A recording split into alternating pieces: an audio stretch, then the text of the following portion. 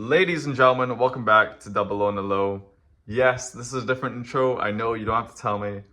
The reason for this intro part, little clip at the start, is because at the time of recording, the gig had not been announced yet, but it has now. So 21st of September, go down to the description and get a ticket for Rufus Kstone's next gig. Okay, it's in the Garage Attic. Great venue. I love the venue. You know, I love all the little drawing things on the wall. If you know what I'm talking about, you know. And if you don't know, then you just gotta come to the gig, and find out. But it's gonna be a great time. I've been to a bunch of the gigs in the past and they've been really good. So please come along, if you wanna meet me, I'll be there. But no, come for the band, come for the gig. Thank you so much. Okay, roll the intro.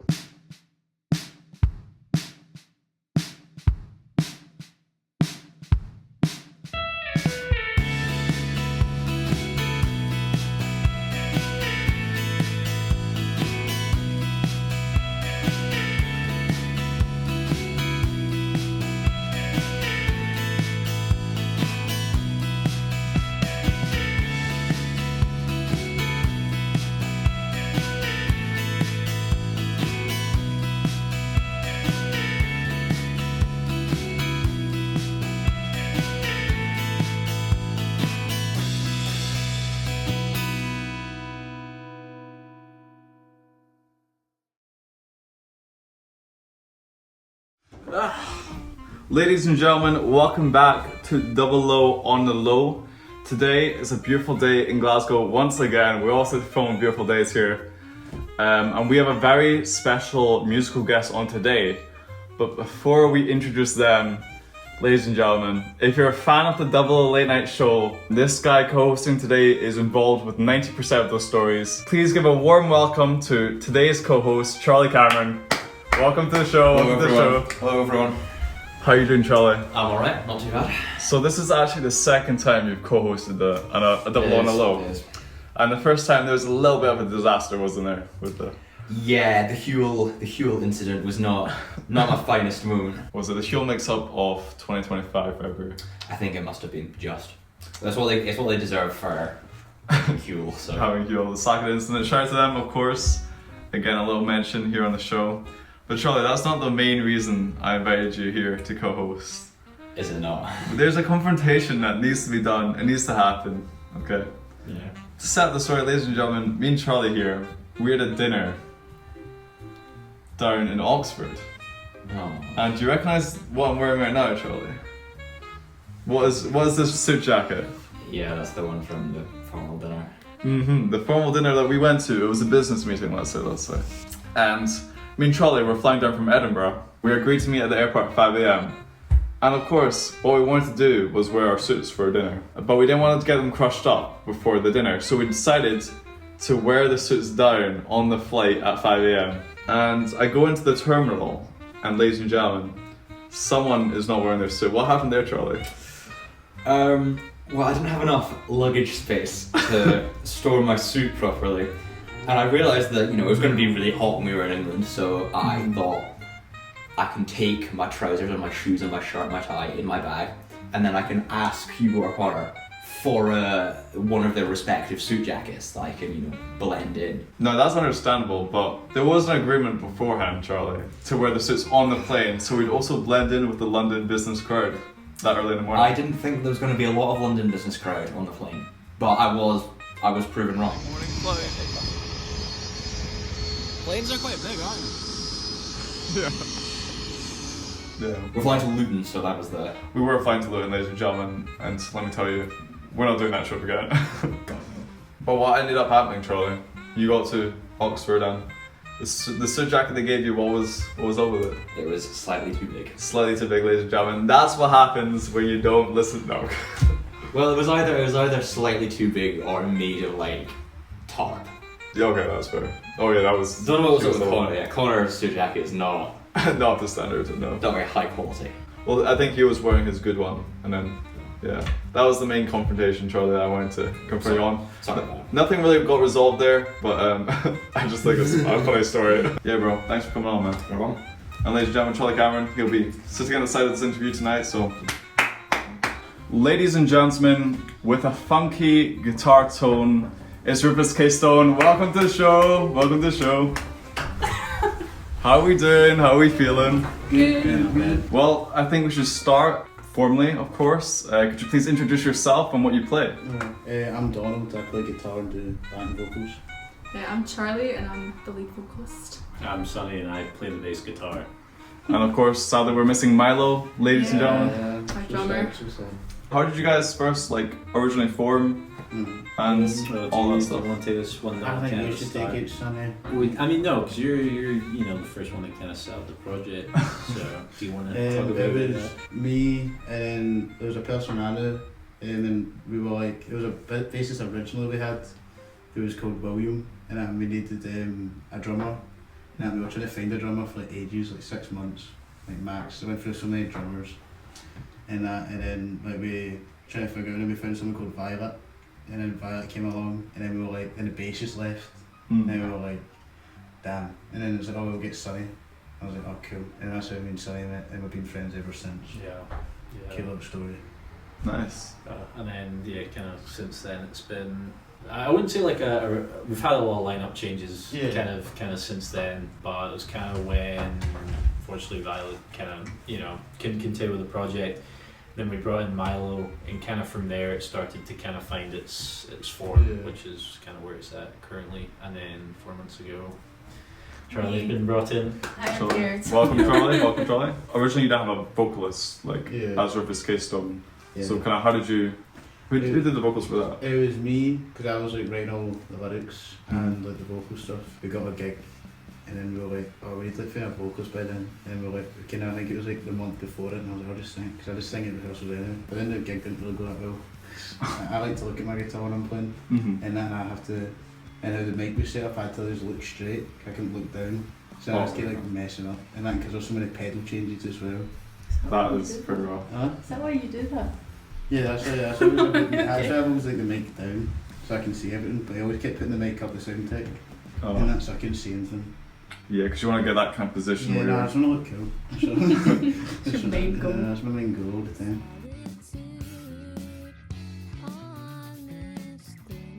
Well, Rufus K Stone is an interesting name. I don't know the origins, so Yeah. please do tell. It's one of the. So you again. This one, that's kind of an interesting story.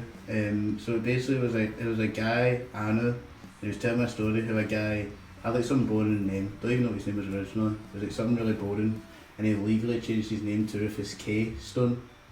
Alright, yeah. But it was like a guy in New York or something, because he went to New York and he met this guy, and he was like some like junkie, this guy, and he legally changed his name to Rufus K Stone, and I misheard him, so I put Rufus Case Stone instead, so.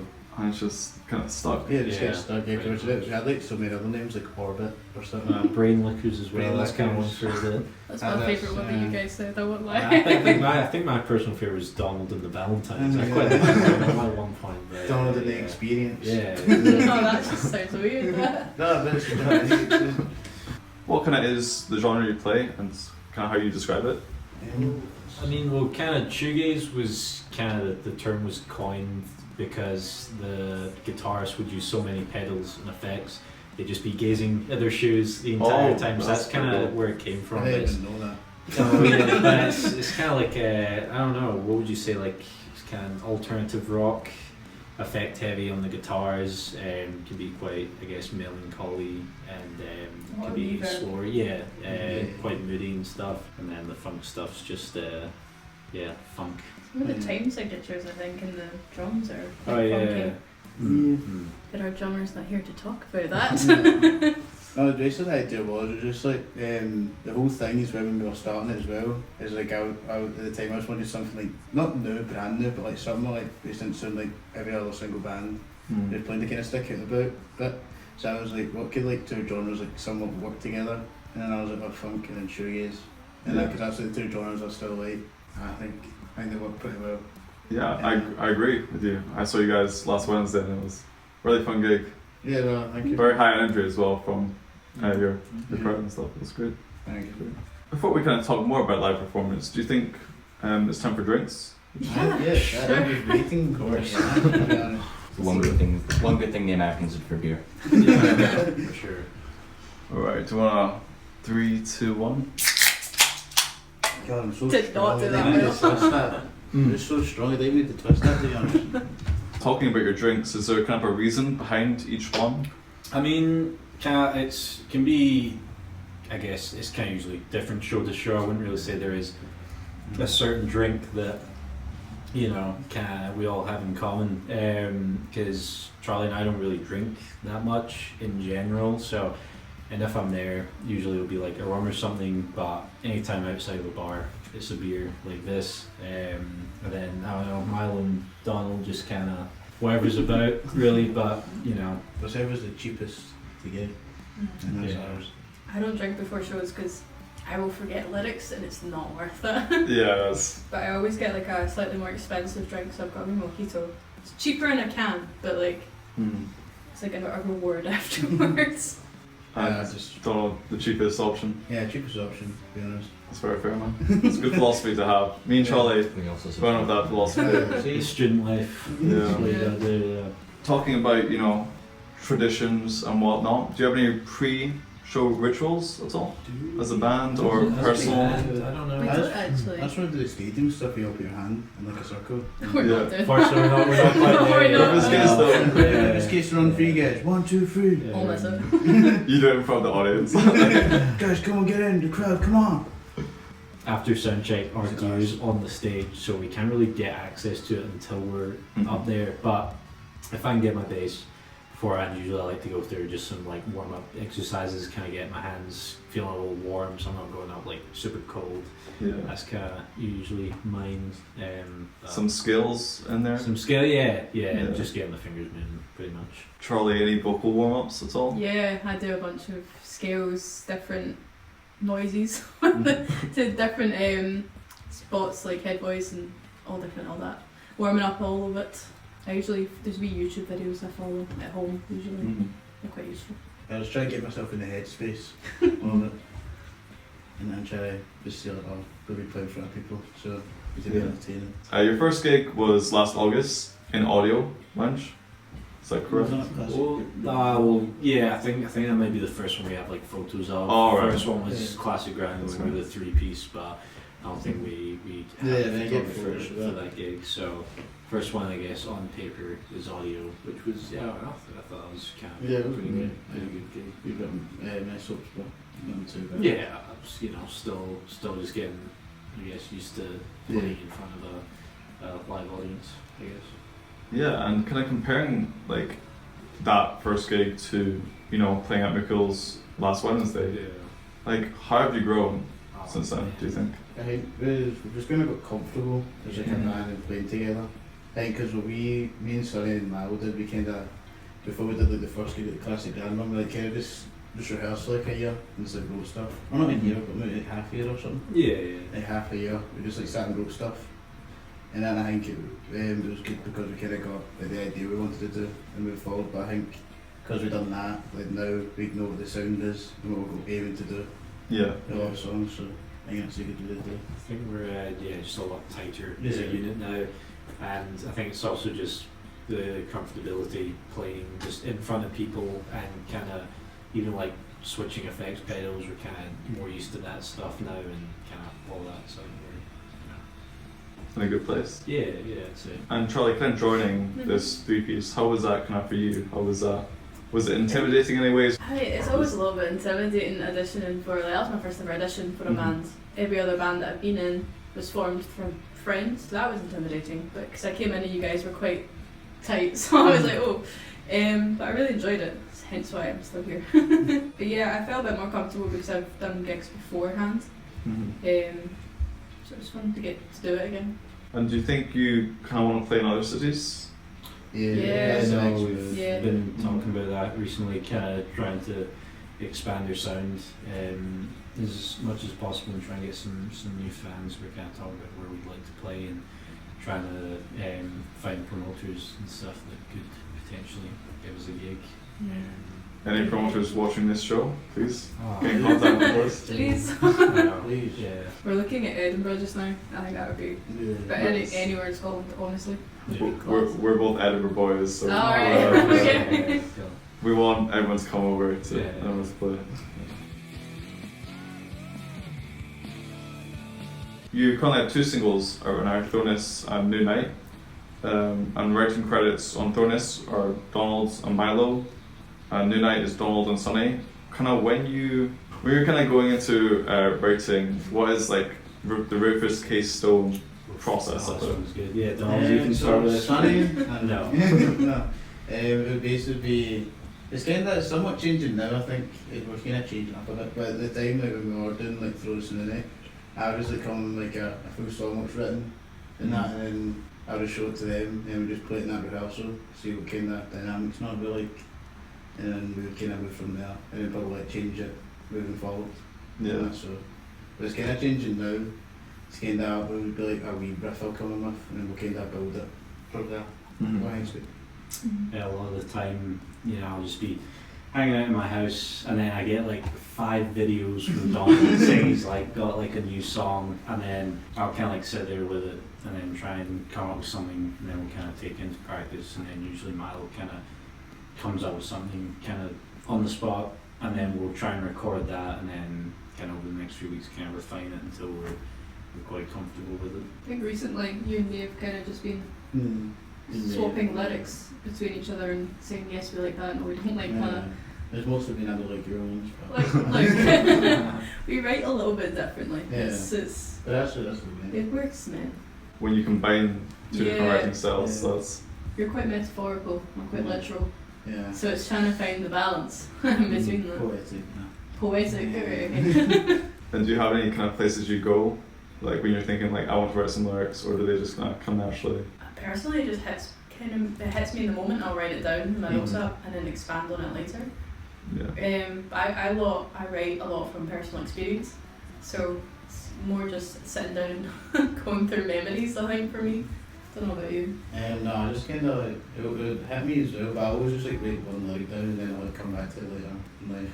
And then I'll like look through my notes and I'll be like, that's nice lyrics, so I'll just expand on it.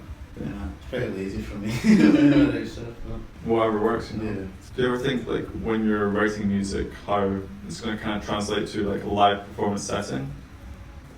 Movement on stage that we're Yeah. trying to work into live performance. If we go and interact with each other on stage, audience interaction, that kind of stuff. Maybe what we're looking at just now a little bit. It's more like I think the instrumental parts you guys bond more on stage with.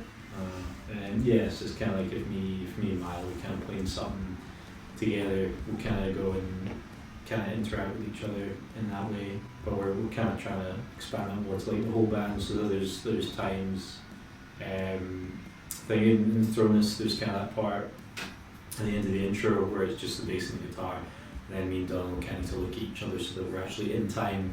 And we kind of like nod to each other, so we're playing the same thing. But yeah, that's kind of I'm always in time. Well, we actually we added the interlude between our song "The Wind and the Rain" and "Thronus" at the end of our set, just to kind of transition it a little better for live performances. Oh yeah, and Yeah. kick my guitar out and again.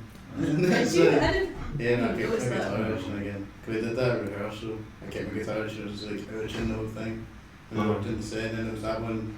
But then like Milo, I don't think Milo clipped, like you had to like just build up until I was fine. I He think was it's like, can I connect? He looked at me and he was like, he just kept looking at me straight on. And I yeah. was like, mate, I'm tuning. I eventually said to him, I was like when we were kind of going to the drop down bit, I was like, Donald's still tuning. Let's just do the original idea. But then you kind of came in towards the end. Yeah, no, I came in towards the end when it was a bit where I needed to go and I was like, Yeah. none of the effects are on or anything, man. Yeah.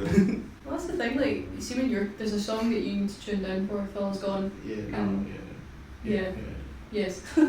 And Sonny and Milo were just doing a jam thing on stage Yeah. to kind of transition that nicely. And every time I join in, they stop. That's It's the not point. fair. That's Not the fair. point. It's not fair. From an honest perspective, it was very smooth. I didn't notice. I low-key forgot we're supposed to be doing that. I was like, no one's really been talking or playing for a while. I wonder why that is. And I'm like, oh yeah, I need to like tell Milo that we're kind of doing a little like intermission kind of thing. That's probably the main thing. Yeah, I'd say we've worked out from the studio into live performances is how we can kind of get over just any like silences on stage and stuff.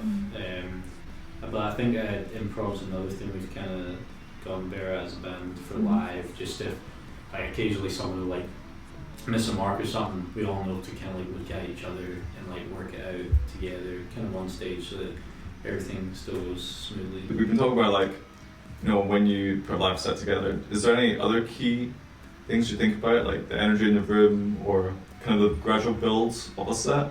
Put songs on it? We do, yeah, kind of when we're making the set list, we've kind of been going by the idea that it starts kind of with our more slower kind of tracks, and then we kind of build towards the heavier stuff. At the end, kind of have that like a cover in the middle, kind of break things up, and then we'll usually finish with Throwness just because it's like the song that's out. But yeah, it's kind of the idea of a slow start and then quite a high energy finish. Yeah, I think because we've added that interlude in as well. Mhm. I think that's really Yeah, good, really kind of as well. Yeah. Yeah, you played a lot of originals last Wednesday. When are they coming out? That's It- good you know, question. When money comes in. Recording's not, That's recording why. is not cheap. I Yeah. think, Yeah. I think the first one would be The Wind and the Rain and then Mhm. Interlude. Yeah. Nah, I just wanted the whole set list because I get like so many people messaging me, but when's it every single song coming out? So Or it's planning people it. like different songs. Yeah, so we got it's with like our trying favourites. to, and then we'll like write something new. Because I remember like with Throwness, that like whole set list, and then we wrote Throwness, and we're like, let's just record the brand new one. And it was like all these other songs. Because we wanted to do the waltz instead. Did we? You know, like the first time we did it before Yeah. Throwness was written. And Um, we were like, oh, we'll do the waltz. Yeah. Right, and then we just didn't do the waltz for some reason, I don't know. so we felt kind of Throwness at the time represented the band's sound, like as a whole, kind of the best. So it's usually just kind of like that, and then it'll be, you know, it's kind of just, I guess, the songs we enjoy playing the most. Yeah. I think the plan's an EP and maybe re-release Throwness. It's because the songs change in so many ways. Yeah. It's like we just when we just wrote it, we basically just went and recorded it, Yeah. and then like just so I play completely differently now. I don't know if it's sunny. Yeah, I don't know. I think it's not bad the way it is, but I think Mal plays it completely differently as well. And then we got new vocals on it as well.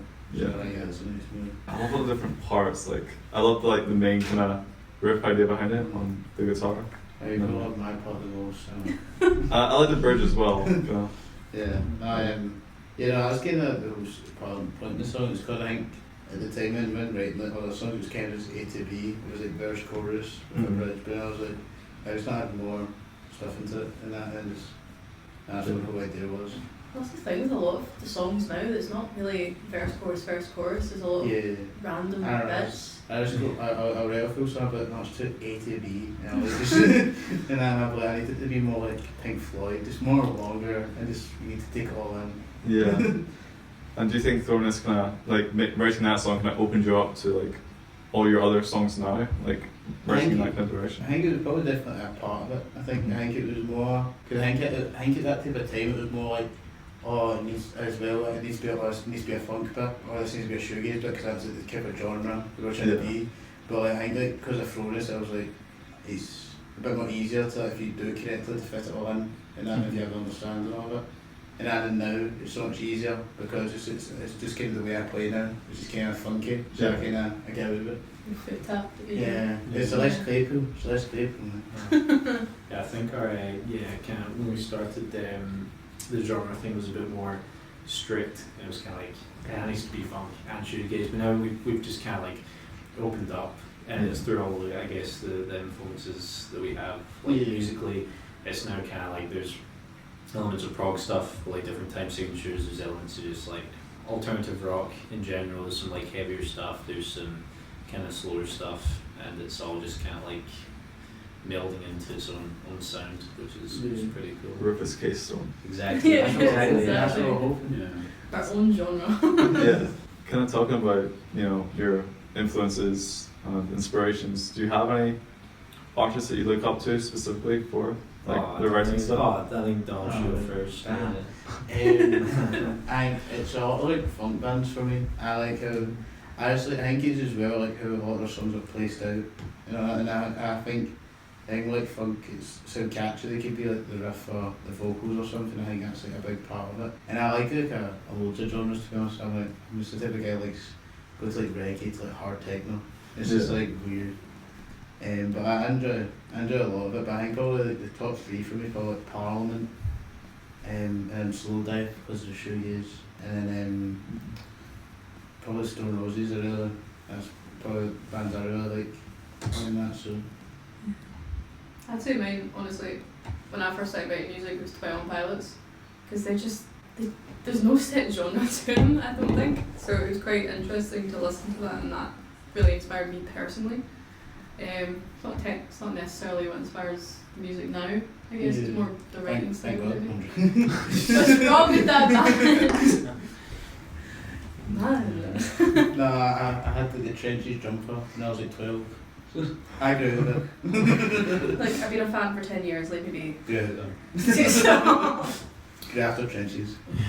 I'd say for myself, usually when I'm writing, I just kind of rip off whatever I'm listening to at that time. I'll always like come up with a bass line, like, wonder where I've gotten that from, and I like listen to the bands that I'm kind of listening to at that time, like, I've just clearly just taken what they're doing. So there's one recently, came up with this thing, I was like, this sounds really cool, and then I was like, I wonder why I thought to go to like this kind of lower note and stuff, and then I was like, you know what, this would sound really good with violin, and the talk is Charlie also plays violin. We're hoping to incorporate at some point into the songs at some point, but I was like, this kind of sounds like Heart of the Sunrise by Yes. I was like, I've clearly taken some inspiration from that, and I was like, let me listen to the song again so I can see kind of how much Just I've to check, taken. I've realised I basically play the same bass line. It's in the same key and everything. It goes that same low note, and I'm like, this is terrible. So it's usually I'm just ripping off people. But outside of that, I always remember seeing this Flea. Well, it's not only Flea who says it, but he was just like, you just need to play for the song. Mm-hmm. And that's kind of always in the back of my mind, to try and not overplay or do too much and kind of only play what's required. And I feel that's the same with a lot of bassists. I like Jacob Umansky in Intervals, Clay Gober of Polyphia. They always just kind of drop in and drop out where they're needed. And I think that's always been pretty good kind of things to look at when songwriting. Then the other would be Justin Chancellor from Tool, the Tool bassist. He definitely opened me up to like chords on bass and stuff, and that really and more creative lines that work with the guitar, but they kind of work as their own part as well, and that's kind of, I guess, helped with my writing for Rufus. So. It was so sad when you came up with that bass line and you were like, wait, I can't use it. It's kind of still in the back of my mind because it's in 3/4 and the original one's in 4/4, and I know, but like, Quick, cut this out. yeah. And then the rest of the songs like this, like there's just 5 minutes just weird prog stuff, and like if I can write like a different rest of the song, maybe it'll sound. I don't know. We'll see how that goes. So we talked about live performance, going to show, recording and writing. Is there any general favourite moment you each have from your career so far? Such a broad but good question. Yeah. Every part's my favourite part. Right, okay. I shall be leaving now. I know. Interview done. Let's have sunglasses when you cut back to me. I think for me, when I played King Tut's, and that was such a moment for me. It was a band a couple of years ago I was in, and I remember just being there and I'm like, oh my gosh, this is a bit insane. I was really excited. I'd love to play that venue again as well. I think that was the point where I was like, my music's really it's actually getting out there. I really enjoyed that. One day we'll create that moment for this case. One day. It's probably my favourite one's probably Charlie's King Tut's, because this could be Milo and you. They'd be like that. We've played King Tut's many times now, and I'm still not gigged yet. And I'm being really annoyed. Mine's would probably be I got to play St. Luke's, and Oh shit. I've never really played many venues where I've actually seen. To be fair, I haven't even seen anyone play at St. Luke's, but there's a guitarist called Pliny that I knew played at St. Luke's, and I was like, I'm currently on the same stage that Pliny once stood on, and that's kind of a big deal. And I think maybe King Tut's was another one, because just of all the people that played there as well. And my parents had also played King Tut's themselves, so I was just like, my parents also stood here at one point, and that was kind of like a cool thing for myself. But That was quite cool. I didn't know that. no, it was not bad. Yeah, I haven't done it for like 2 years. But yeah, with Rufus though, I'd say just my favourite moments have kind of been some of the parts I've come up with on bass. Like they just kind of, when they come together, I'm like, man, or like when we're all jamming together, songs finally come together, you're like, oh, this is so This cool. is peak. Like when we kind of made that like interlude thing Oh, it's between the two beautiful. songs the first time we played it, I was like, oh, this just feels like so cool playing this. Is it not an just kinda accident as well? It was, Yeah, yeah. no, 'cause it we were was- just like, me and Ma were just like, man, this one's like the Pink Floyd. yeah. Someone likes to keep playing once we've all finished the song, and that's just kind of over time yeah, that's developed. really fun, yeah. It kind of just developed into like an interlude thing. But when that first played, I was like, man, this is pretty cool. Well, my favourite moment from the band has of course been Boys at Work. That one is goes. Bro, we need to start doing this again. I said We're we actually should. coming back. No, you all hate on me, man. You're just like, oh, it doesn't work. Just pulls his phone out. I'm just- Milo's Boys at Work. Milo's trying That's to so chill funny. there on our break, and he's like, Let's see what the boys are doing. We got the stakes. Boys better be working. Boys are not working. No. boys at work. Yeah, but that's the whole point. It's like, Not that it's since November, like it's good, but I know boy people still want it. We always do the gigs and people are like, where's Boys at Work? do It's they always though? when we're not working as well. It's always when But I'm that's just the on my comedic side of phone. it. That's the comedic side of it. It's like no one's working. It's like you guys are eating lunch. Boys at Work. Yeah. Boys be eating, boys be eating. Well, there's the good one where just me and Milo just weren't at the studio that day, and then he's just like, boys at work, turns around, he's like, oh. See, I was like, oh, people laugh at that. So can I ask every band this now? If your band was a fragrance or a smell, what would it be? Not showering. I know, I was gonna say, yeah, Shower, that's just what do you mean? the shoegaze thing of it. That's meant more about the steamer, isn't it? And not showering. Yeah, I guess. Yeah, that's more like a loser. I mean, I think of coffee the amount of times that It's like I Milo don't brings like in coffee. I don't like coffee. Or beer, because some of us like to drink a lot. That's another one. You can smell it Um, on stage. That was one time, oh my god. Actually, I don't know. Guys, I should remember the boys at work. I mean, come on. Let's just remember Yeah. Guys, Boys at Work. that. Just let me clean that up. Boys at work, boys at work. I cleaned it up. What do you? I handed you the towel. And then I tried. Okay. I don't know, what would you say? Because funk's kind of nice. I'm just like sexy aroma. Yeah, I don't know. Maybe Shoegaze. some little sexy aroma going on. It is. Shoegaze is just like Some oods, Yeah, leather. yeah. Although shoegaze is kind of like the polar opposite, and it's really sad. So I don't know. like rain. Yeah, Smell. maybe it's got Damp. some. Maybe it's got some like A wet dog. top notes of like some kind of nice smooth. A wet dog. And then, And then yeah, some kind of more bass notes, and kind of as it develops, it goes into the more, I don't know, coastal, maybe a kind of Seaside. seaside kind of Yeah. type deal. I'm cool with that. I'm cool with seaside. Some Yeah. sandalwoods. Yeah. Oh, yeah, that's I've never thought of it, to be honest. But Kind of glad, like, if you had, I'd be worried. Thank you so much for watching. Thank you, Rufus K-Stone, for coming on, of course. Seven's on. Where can the DoubleO and the Low fans find you? On Instagram at Rufus K Stone. Linked in Band. description. Hell yeah. Spotify as well. We do have Spotify. We have a Apple TikTok as well. Music. Not We do not posted have a on- TikTok. We do have a TikTok. I mean, TikTok is just Boys at Work. That whole. Oh, yeah. That's supposed to get posted on now, honestly. But Instagram's our main. No, That's- I'm just saying we do have like a TikTok now. It's Yeah. not posted on yet, but Yeah. it's there. Okay. And the link tree will also be in the description. Everything Yeah. down in the description. Anyone that wants to work with us, any promoters especially, or any bands that wants Yeah. us to play with them. And email them as well. Yes. Your email as well. Yeah, you know, Rufus Case Yeah. 04. Or DM. We're all chronically online. You can really Oh, find us so now we're all anywhere. chronically online. It used to be me chronically online. I do love like DMing bands a lot more than emailing. Yeah, to be honest. Our email's also on our Instagram bio. Yeah. Check it out everywhere. Thank you so much for watching. Thank you, Charlie, for co-hosting. Wait, Charlie. Thank you, Charlie. Do you have any questions for the band before we wrap? Speaking of boys at work, do you take Yes! do you take any inspiration from men at work?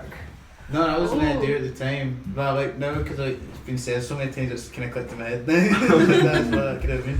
Because subconsciously. Yeah. come from Yeah, that. there might be That's- a new cover or something, Land Down Under or something Yeah. for our next game. You all have Australian, so we're Yeah, getting exactly. We can work that as a gimmick. Ladies and gentlemen, we'll see you next in a couple of weeks, hopefully, with the next musical guest. Thanks so much for watching.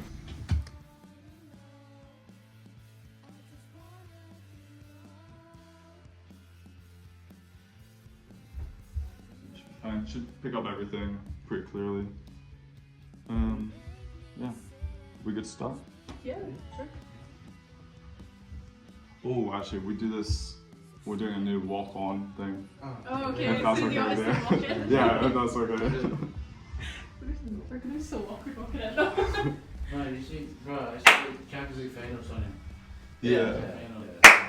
It's like Jimmy Fallon, but good, you know. That's kind of vibe we're going for. Oh, you're one of the, you had to be Oh, different. Oh, Do we have twisties. a opener? No, I love the twisties. Do you have no? Oh, it's a twist. Yeah, Okay. it's Oh, That's the one okay. good thing. Oh, The one You've good thing. opened it, you've opened it. We all open at the same Everyone's time. not seen the show. Oh, do you guys want to switch? Would that make it easier? No, it's fine, No, I'll put it back. just pretend, just pretend. Yeah. Pretend, I'll pretend.